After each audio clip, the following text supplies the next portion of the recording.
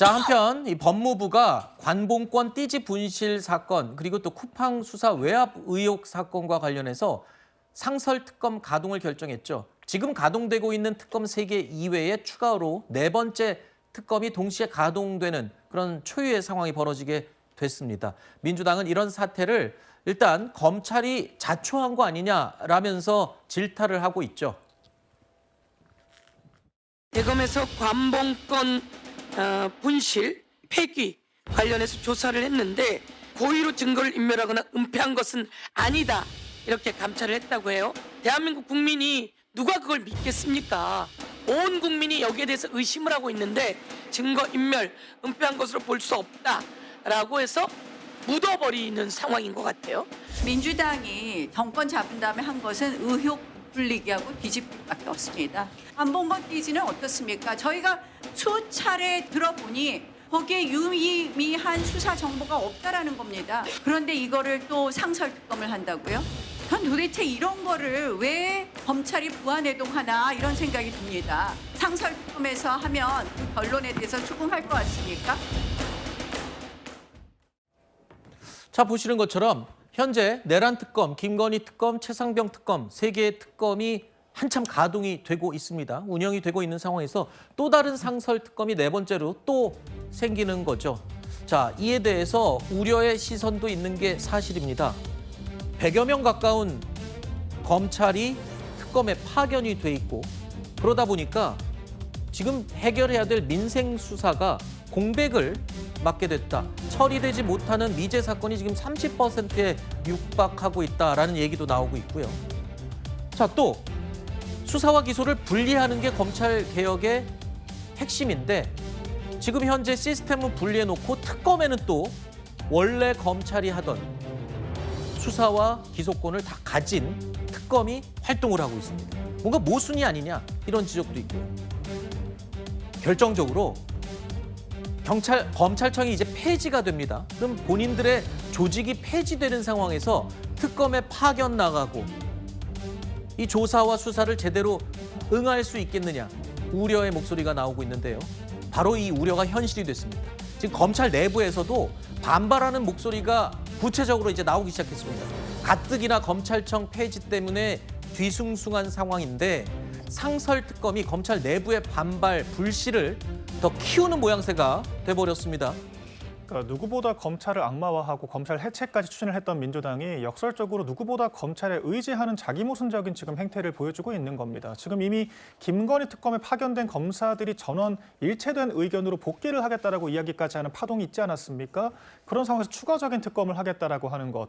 결과적으로 이제 민주당이 누구보다 특검을 이용해서 문제를 해결하려고 하는 그런 강박관념이 있는 것이 아닌가라고 하는 의심을 살 수밖에 없는 것이고요. 지금 3대 특검조차도 거의 민주당의 음모론에 가까운 것들을 수사하다가 전혀 실적을 내지 못하고 있다는 평가들을 받고 있습니다. 특히 최혜병 특검 같은 경우에는 임성근 사단장 정도를 제외하면은 수사 개입으로 기소된, 그러니까 수사 개입으로 구속영장이 청구된 전원이 구속영장이 기각이 됐거든요. 전혀 수사 실적을 가지고 있지 못하다고 하는 건데 이런 상황에서 또다시 수십억 예산을 들이고 또다시 민생 수사를 하고 있는 검찰들을 동원을 해서 특검을 하겠다라고 하는 것 자체가 민주당의 잘못된 그런 과거 전력들 지금 모두 다 이렇게 입증되기 어려운 것들을 무리하게 지금 규명을 하고 있다라고 하는 것을 자백하는 것과 다르지 않다라고 저희는 생각을 합니다. 네.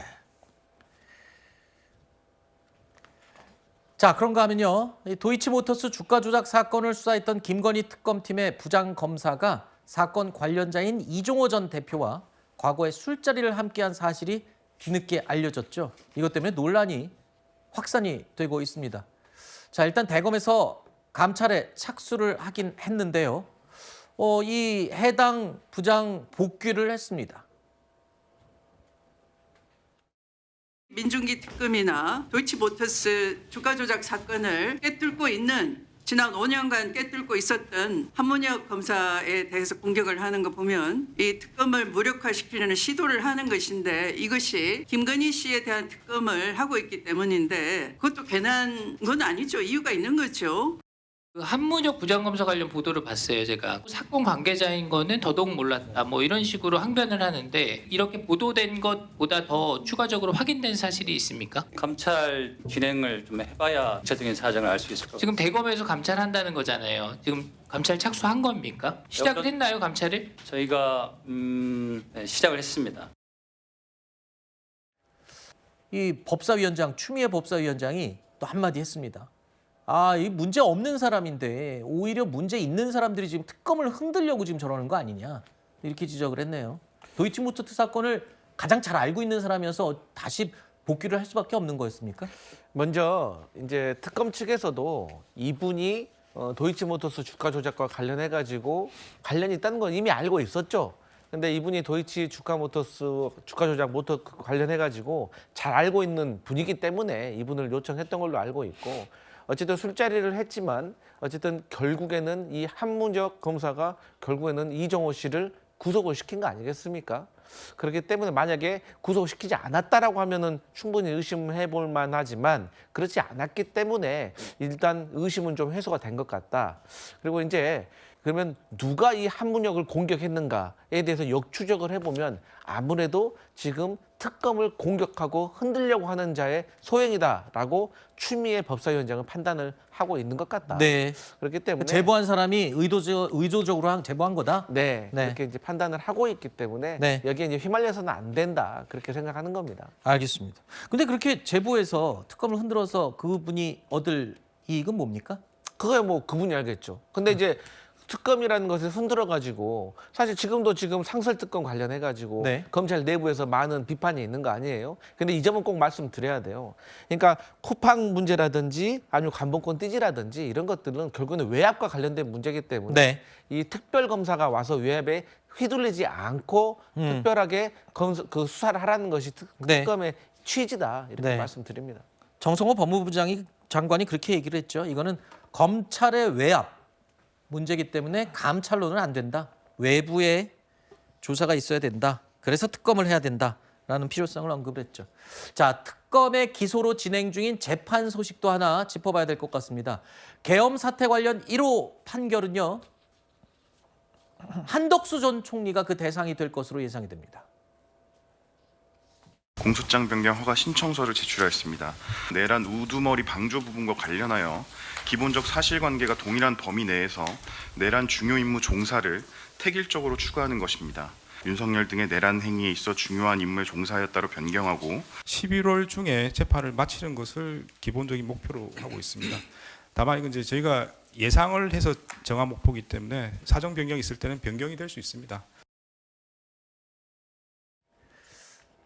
어제 한덕수 전 총리에 대한 4차 공판이 있었는데요.